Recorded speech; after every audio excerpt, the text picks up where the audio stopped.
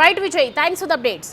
Right, 4 రోజుల క్రితం కూకట్పల్లిలో జరిగినటువంటి సహస్ర బాలిక హత్య కేసుకు సంబంధించి మిస్టరీ వీడిపోతూ ఉంది. ఒకవైపు దారుణ హత్యకు పాల్పడినటువంటి బాలికకు సంబంధించి ఒకవైపు ఈ కేసులో పొంతన లేకుండా సమాధానాలు వచ్చాయి, పొంతన లేకుండా డౌట్స్ వచ్చాయి. అలాంటి అనుమానంలో ప్రస్తుతం తేలింది ఏంటంటే ఒక కిల్లర్ ఒక బాలుడే అని తెలుస్తోంది, ఒక 10th క్లాస్ విద్యార్థుడే అని తెలుస్తోంది. దీనికి సంబంధించి ఒకవైపు చూస్తున్నటువంటి వాళ్ళందరూ కూడా నిజంగా ఏం జరుగుతుందో అర్థం కానటువంటి సిచ్యువేషన్ కనిపిస్తోంది. ఓటీటీలు చూసి పాడవుతున్నారా, మరి యూట్యూబ్ చూసి పాడవుతున్నారా, ఒక రకంగా సినిమా ప్లాన్ స్క్రిప్ట్ లాగా రెడీ చేసుకొని సినిమా లాగా తయారు చేసుకొని ఒక డైరెక్టర్ దానికి ఒక ఆపరేషన్ పేరు పెట్టి మర్డర్ డాన్ అని చెప్పి, మిషన్ డాన్ అని చెప్పి పేరు పెట్టి దాన్ని ఒక హంతకుడిగా మారినటువంటి విద్యార్థుడు చూస్తున్నాం. మనం ఇప్పుడు స్క్రీన్ మీద కనిపిస్తూ ఉన్నారు. ఒక 10th క్లాస్ విద్యార్థి చేసినటువంటి హత్య ఇది. 12 ఏళ్ల బాలికని హతమార్చడం జరిగింది. తల్లిదండ్రులు సహా కుటుంబీకులను కూడా పూర్తిగా విచారించినా కూడా ఎటువంటి ఆధారాలు దొరకలేదు. గత 4 రోజులుగా పోలీసులు దీనికి సంబంధించి విచారణ జరుపుతూనే ఉన్నారు. అయితే ఎలాంటి దీనికి సంబంధించి ఇన్ఫర్మేషన్ దక్కకపోవడంతో కేసుని ఛేదించడం ఒకవైపు కష్టంగా మారింది. కానీ చివరికి సహస్ర తండ్రి కృష్ణపై కూడా అనుమానం వచ్చింది. అందరికీ ఆయనపై అనుమానం వచ్చింది. కూతుర్ని అల్లారు ముద్దుగా పెంచుకుంటున్నటువంటి తండ్రిని కూడా అనుమానించాల్సిన పరిస్థితులు కనిపించినాయి. అంటే ఈ రోజులో జరుగుతున్నటువంటి దరిద్రమైనటువంటి కొన్ని న్యూసెస్ మనం రోజు చూస్తూ ఉన్నాము, వార్తలను చూస్తున్నాము. అలాంటి సిచ్యువేషన్స్ ఎవరిని నమ్మాలో ఎవరిని నమ్మకూడదో తెలియకుండా ఉన్నటువంటి సిచ్యువేషన్స్ కనిపిస్తున్నాయి. మరి ఒకవైపు ఇలాంటి విచారణ అయితే కొనసాగుతోంది. బాలుడికి సంబంధించి ఓవరాల్గా నోట్ని టేకప్ చేశారు. అలాగే ఏదైతే విద్యార్థికి సంబంధించి పూర్తి విచారణ లాగే ప్రయత్నం చేస్తున్నారు. అసలు ఏం జరిగింది, దీనికి సంబంధించి ఎలాంటి సిచ్యువేషన్స్ ఉన్నాయి ప్రెసెంట్ అని దానికి సంబంధించి పూర్తి డీటెయిల్స్ అయితే తెలుసుకోము. ప్రతినిధి సురేష్ మనకి అందుబాటులో ఉన్నారు. సురేష్, చూస్తున్నాం ప్రస్తుతం అయితే అదుపులో ఉన్నారు కదా బాలుడు, మరి ఎలాంటి విషయాలు బయటకు వస్తున్నాయి, దీనికి సంబంధించి పోలీసులు ఏం చెప్తున్నారు, ఇప్పటివరకు ఇన్ఫర్మేషన్ ఏమొస్తుంది? 5 రోజులకి సంబంధించిన మర్డర్ మిస్టరీ ఒక్కసారిగా ఈరోజు వీడడం జరిగింది. వీడిన సందర్భంలో ఈ లెటర్ ఏదైతే బాలుడు రాసుకున్న లెటర్ ఉందో ఆ లెటరే ఆ బాలుడిని పట్టించడం జరిగింది. మొదట పోలీసులు బాలుని అదుపులోకి తీసుకొని విచారించిన సందర్భంలో అతను హత్య చేసిండా లేదా అనే దానికి సంబంధించి అనుమానాలు ఉండేవి. కానీ తాను ఇక్కడ మిషన్ డన్ అని లాస్ట్లో రాసుకున్నాడు. అంటే ముందుగానే ఆ ఇంట్లోకి వెళ్ళాలి, దొంగతనం చేయాలి, ఆ తర్వాత అడ్డొస్తే ఎవరినైనా పొడిచి చంపాలి అని చెప్పేసి కూడా మొత్తం పాయింట్ టు పాయింట్ మొత్తం రాసుకోవడం జరిగింది. ఫస్ట్ గో టు హోమ్ అని చెప్పేసి రాసుకున్నాడు. అంటే ఆ ఇంట్లోకి ఎలా వెళ్ళాలి అనేది ఒక మ్యాప్ పేపర్లో రాసుకొని దాన్ని పక్కాగా ఇంప్లిమెంట్ చేశాడు జరిగింది. తర్వాత టేక్ గ్యాస్ అండ్ టేబుల్ అని చెప్పేసి రాసుకున్నాడు. అదేవిధంగా and next keep the door అని చెప్పేసి, అంటే డోర్ ఓపెన్ చేసి లోపలికి వెళ్ళాలని చెప్పేసి కూడా రాసుకోవడం జరిగింది. కట్ విత్ ఇన్ నైక్, అంటే ఒక కత్తిని కూడా తీసుకోవడం జరిగింది. తన వెంట తీసుకెళ్ళి లోపలికి తీసుకెళ్ళడం జరిగింది. Take money and lock for the home, అంటే డబ్బులు తీసుకున్న తర్వాత లాక్ తీసేయాలని చెప్పేసి కూడా రాశాడు. దీంట్లో నెక్స్ట్ ఏదైతే అండ్ దీనికి సంబంధించి అంటే మొత్తం అయిపోయిన తర్వాత మిషన్ డన్ అని చెప్పేసి రాసుకున్నాడు. అసలు మొత్తం బాలుడు ఏ విధంగా ఈ స్కెచ్ వేసుకున్నాడు, ఎక్కడ యూట్యూబ్లో చూసి ఇదంతా కూడా ప్లాన్ చేసుకున్నాడా లేదంటే ఇతర కారణాలు ఏమైనా ఉన్నాయా అనే దానికి సంబంధించి పోలీసులు ఇన్వెస్టిగేషన్ చేస్తున్నారు. బాబు అదుపులోకి తీసుకొని విచారించిన సందర్భంలోనే ఈ హత్య కేసుకు సంబంధించి విషయం బయటకు వచ్చింది. ఇంటి పక్కన ఉన్నటువంటి బాబే 15 సంవత్సరాల బాబు హత్య చేశాడని చెప్పేసి కూడా పోలీసులు నిర్ధారించారు. అయితే గత కొద్ది రోజులుగా సోషల్ మీడియా ద్వారా మంచి చెడు రెండు జరుగుతున్నాయి. చెడు ఎక్కువగా జరుగుతుంది, అందులో ఇది కూడా ఒక అంశం అని చెప్పొచ్చు. ఎందుకంటే బాబు ఫోన్ ద్వారా యూట్యూబ్లో లాక్ ఎలా బ్రేక్ చేయాలి, లోపలికి ఎలా వెళ్ళాలి, తర్వాత హుండీలో ఉన్న డబ్బులు ఎలా తీసుకోవాలి, మళ్ళీ రిటర్న్ ఎలా రావాలి, మిషన్ ఎలా డన్ చేయాలి అనే దానికి సంబంధించి పాయింట్ టు పాయింట్ రాసుకున్నాడంటే యూట్యూబ్లో చూసి ఒక ఇంట్లోకి చోరీకి వెళ్ళి మళ్ళీ ఎలా సేఫ్గా తిరిగి రావాలి అనే దానికి సంబంధించి అడ్డుకుంటే కత్తితో పొడిచాలి అని చెప్పేసి కూడా పథకం ప్రకారం ఈ లోపలికి వెళ్ళి అక్కడ పాప అడ్డుకోవడంతో పాప చూసిందని చెప్పేసి కసితో పాపని దాదాపు 20కి పైగా కత్తిపోట్లతో పొడిచి హత్య చేసినట్టుగా పోలీసులు గుర్తించారు. ప్రస్తుతం బాబుని ఎస్ఓటీ పోలీసులు అదుపులోకి తీసుకోవడం జరిగింది. అన్ని కోణాల్లో కేసుని దర్యాప్తు చేస్తున్నారు. 5 రోజుల నుంచి మొత్తం ప్రత్యేక టీమ్స్ని ఫామ్ చేసి అసలు మర్డర్ చేసింది ఎవరు అనే దానికి సంబంధించి ఆ సహస్ర ఇంటి చుట్టూ ఉన్నటువంటి వారు ప్రతి ఒక్కరిని కూడా విచారించారు. విచారించిన క్రమంలోనే బాబు హత్య చేసిన తర్వాత ఇంటి పైకి వెళ్ళి పక్క బిల్డింగ్లో 15 నిమిషాల పాటు అక్కడే దాక్కొని ఉన్నాడు. ఆ తర్వాత బయటికి రావడం ఆ బిల్డింగ్ నుంచి కిందికి దిగిపోవడం జరిగింది.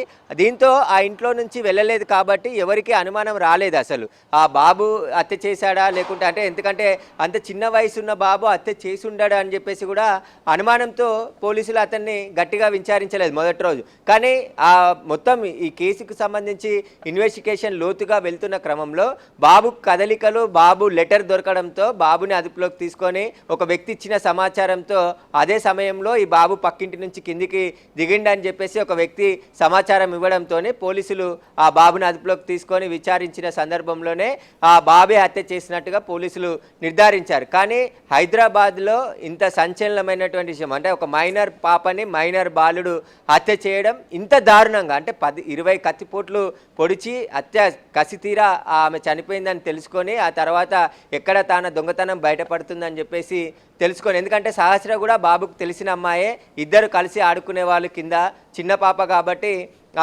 చిన్నపిల్లలందరూ కలిసి రోజు ఆడుకుంటూ ఉంటారు. అలా పరిచయం ఉన్నటువంటి బాబే ఇంట్లోకి వెళ్ళి హత్య చేయడం అంత సెన్సేషనల్గా మారింది అక్కడ సందర్భంలో. ప్రస్తుతం ఆ కాలనీ వాసులకు సంబంధించి కూడా ఒక్కసారిగా షాక్కు గురైపోయినారు. ఎందుకంటే బయట వ్యక్తులు ఎవరో వచ్చి హత్య చేసి ఉంటారని చెప్పేసి కూడా ఇన్ని రోజులు భావించారు. కానీ ఇంటి పక్కనున్నటువంటి మైనర్ బాలుడే ఈ హత్య చేశాడని తెలుసుకొని అందరూ కూడా ఆశ్చర్యానికి లోనైన పరిస్థితి. పోలీసులు కూడా మొదట షాక్కు గురయ్యారు. అసలు ఇంత 15 సంవత్సరాల బాబు ఇంత దారుణంగా ఆ పాపని ఎలా హత్య చేసి ఉంటాడని చెప్పేసి కూడా నమ్మలేదు. కానీ ఇప్పుడు ఏదైతే లెటర్ బయటపడింది, ఈ లెటర్లో మిషన్ డన్ అంటే తాను వెళ్ళి దొంగతనం చేసినటువంటి సందర్భంలో రాసుకున్న లెటర్ ఇది.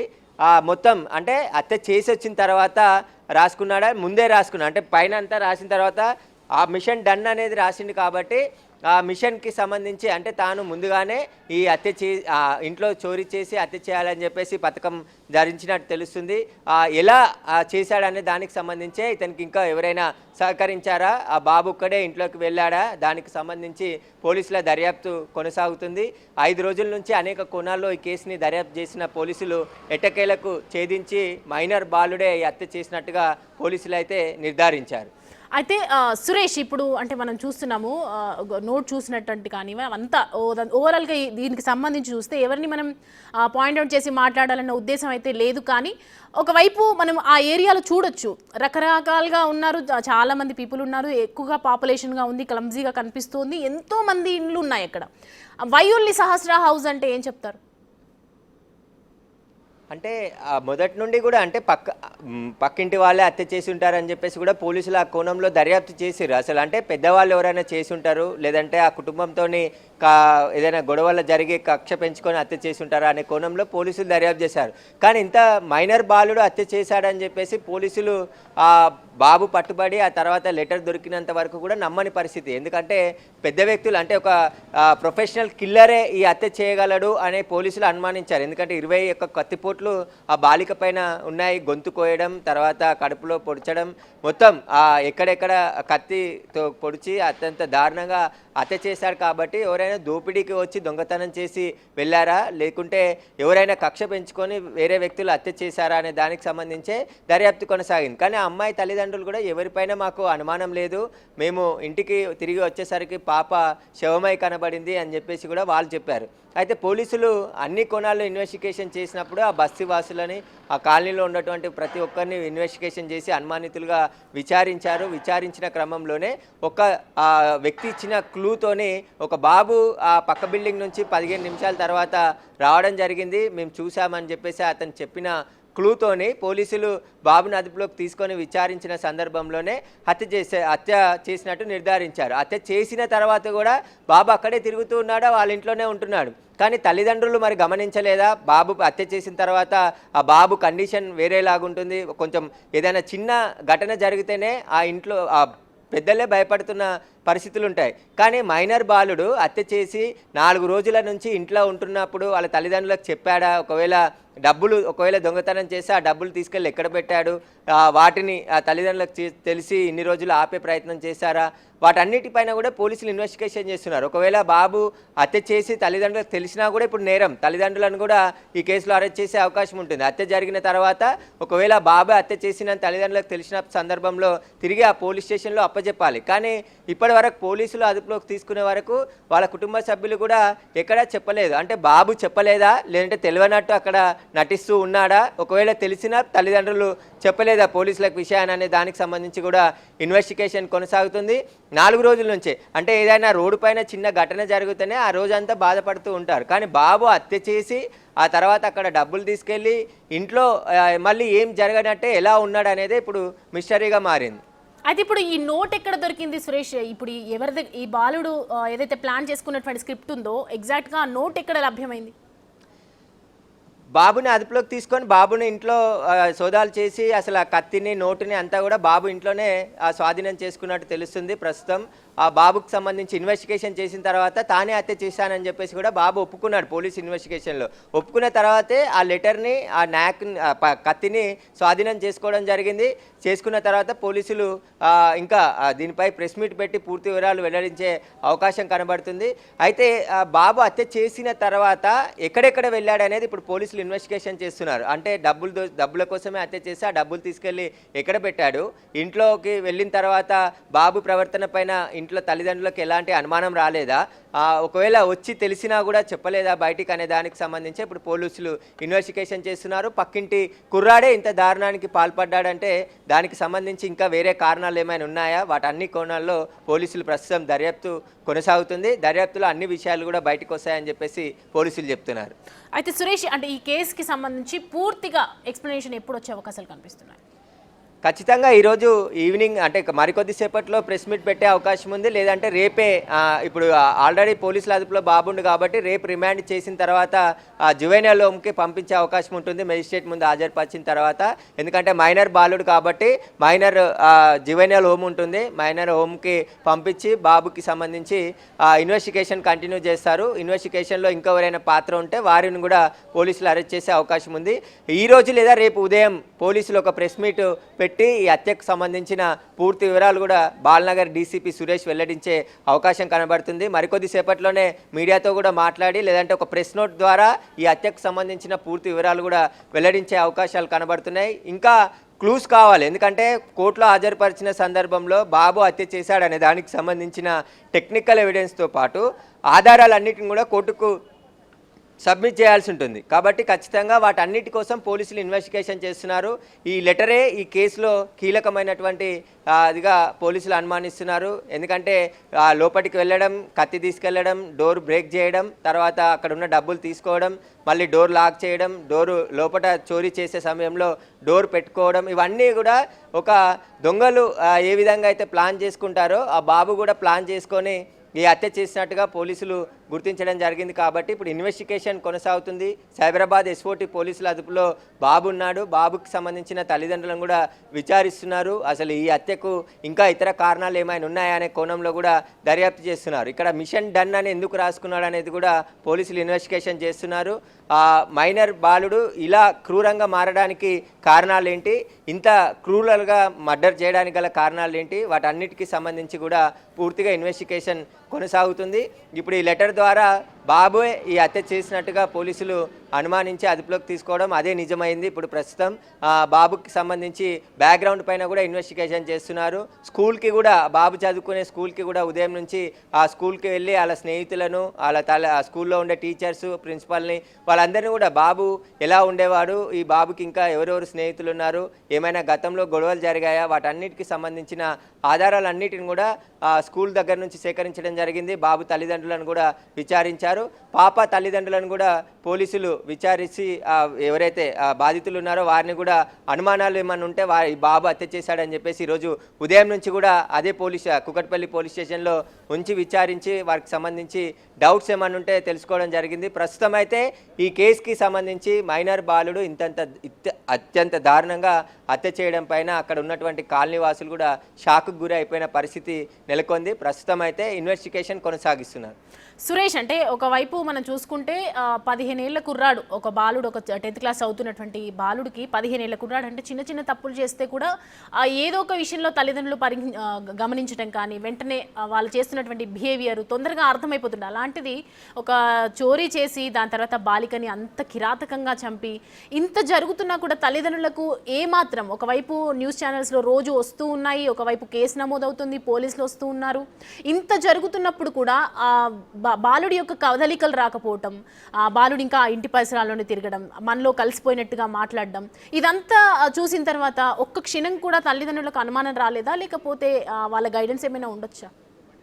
అంటే పిల్లల పైన తల్లిదండ్రుల అబ్జర్వేషన్ ఉండాలని చెప్పేసి అనేక సార్లు పోలీసులు చెప్తున్నారు. ఎందుకంటే పిల్లలు ఎక్కడికి వెళ్తున్నారు, ఏం చేస్తున్నారు, టైంకి ఇంటికి వస్తున్నారా, స్కూల్ నుంచి కావచ్చు, కాలేజ్ నుంచి కావచ్చు, ఇతర ప్రదేశాలకు వెళ్తున్నారా, ఇలా డ్రగ్స్ కానీ తీసుకుంటున్నారా. ఎందుకంటే ప్రతిరోజు పిల్లల్ని చూసే తల్లిదండ్రులే కాబట్టి తల్లిదండ్రులు వారి అబ్జర్వేషన్ ఏముంది, ఎక్కడికి వెళ్తున్నారు పిల్లలు, ఏం చేస్తున్నారు, వారి కదలికల పైన కూడా వారికి అనుమానం వస్తుంది. ఎందుకంటే రోజు పిల్లల ఉండే బిహేవియర్ కానీ తర్వాత ఇప్పుడు ఇన్సిడెంట్ జరిగిన తర్వాత మొత్తం చేంజ్ అవుతుంది, కొంచెం ఎంతనో కొంత మార్పు వస్తుంది. ఆ మార్పులో అనుమానం వచ్చినప్పుడు వెంటనే వారితో మాట్లాడడము, ఏం జరిగిందని తెలుసుకోవడం, ఇవన్నీ కూడా చేస్తుండాలి. కానీ ఇక్కడ బాబు తల్లిదండ్రులు ఏం చేయలేదా, ఒకవేళ తెలిసి బాబు పోలీసులు పట్టుకుంటారని చెప్పి భయంతో చెప్పలేదా, వాటన్నిటికీ సంబంధించే ఇన్వెస్టిగేషన్ కొనసాగుతుంది. 5 రోజుల నుంచి పోలీసులు 5 టీంలను ఏర్పాటు చేసి మొత్తం సీసీ కెమెరాలు దాదాపు 1000 నుంచి 2000 సీసీ కెమెరాలని ఆ ఏరియాలో ఉన్నటువంటి కెమెరాలన్నిటిని కూడా పరిశీలించడం జరిగింది. క్షుణ్ణంగా మినిట్ టు మినిట్ ఫుటేజ్ని అంతా కూడా పరిశీలించినా ఎక్కడ ఏ ఆధారాలు దొరకలేదు. ఎందుకంటే బాబు పక్క ఇంటి నుంచి ఆ పై నుంచి పక్కకు దుంకుంటాడు, అందుకే ఆ ఇంటి నుంచి బయటకు వచ్చాడు కాబట్టి అక్కడి నుంచి ఎవరు రాలేదు అని చెప్పేసి కూడా అనుమానం రాలేదు. ఎందుకంటే ఒక కొత్త వెహికల్ కానీ కొత్త వ్యక్తుల మూమెంట్ కానీ అవన్నీ ఎక్కడ పోలీసులకు కనబడలేదు. అసలు క్లూస్ లేవు, కేసు ఛేదిస్తారా లేదా అనే దానికి సంబంధించి విమర్శలు ఎదురవుతున్న తరుణంలో పోలీసులు ఒక్కొక్కరిగా అంటే చుట్టుపక్కల ఉన్నటువంటి వ్యక్తులందరినీ కూడా విచారిస్తున్న క్రమంలోనే ఒక వ్యక్తి ఈ ఇంట్లో నుంచి బాబు వచ్చాడని చెప్పి సమాచారం ఇవ్వడంతో ఆ క్లూ ద్వారా బాబుని అదుపులోకి తీసుకొని విచారించడంతోనే ఈ హత్యకు సంబంధించిన విషయం అంటే నిందితుడు బయట పడబడి జరిగింది. పోలీసులు కూడా ఆ అదుపులోకి తీసుకొని విచారిస్తున్నారు. కానీ మానసిక వైద్యులు కూడా చెప్తున్నారు ఖచ్చితంగా, అంటే కొన్ని ఘటనల్లో ఇంత క్రూరంగా ఎలా తయారవుతారు, ఏదైనా ఇన్సిడెంట్ జరిగి ఉండాలి, లేదంటే వారు దేనికైనా బానిసై ఉండాలి, మత్తుకు అలవాటైన ఉన్న వాళ్ళైనా ఇలా చేస్తారని చెప్పేసి కూడా చెప్తుంటారు. అలాంటి వారిని తల్లిదండ్రులు కావచ్చు, బంధువులు గుర్తించి మొదట తల్లిదండ్రులే గుర్తించి సరైన వైద్యం అందిస్తే ఇలాంటి ఘటనలు జరగవు. కానీ ఈ బాబు అత్యంత దారుణంగా డబ్బుల కోసమే హత్య చేశాడా, ఇంకా ఇతర కారణాలు ఏమైనా ఉన్నాయా, వాటన్నిటికీ సంబంధించిన ఇన్వెస్టిగేషన్ పోలీసులు ప్రస్తుతం చేస్తున్నారు.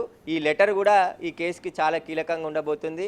బాబు ఎవరితో ఫోన్ వాడుతున్నాడా, ఫోన్ వాడితే ఎవరితో మాట్లాడాడు, ఎక్కడెక్కడికి వెళ్ళాడు, హత్య జరిగిన తర్వాత ఎన్ని రోజుల పాటు ఇంట్లో నుంచి బయటికి వచ్చాడా, ఇంట్లోనే కూర్చున్నాడా, స్కూల్కి వెళ్ళాడా, వాటన్నిటికీ సంబంధించిన సమాచారాన్ని పోలీసులు ఇప్పుడు సేకరిస్తున్నారు.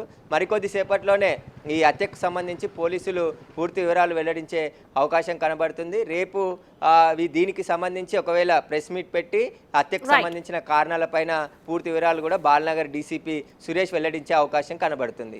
Right Suresh, thanks for the updates. Right,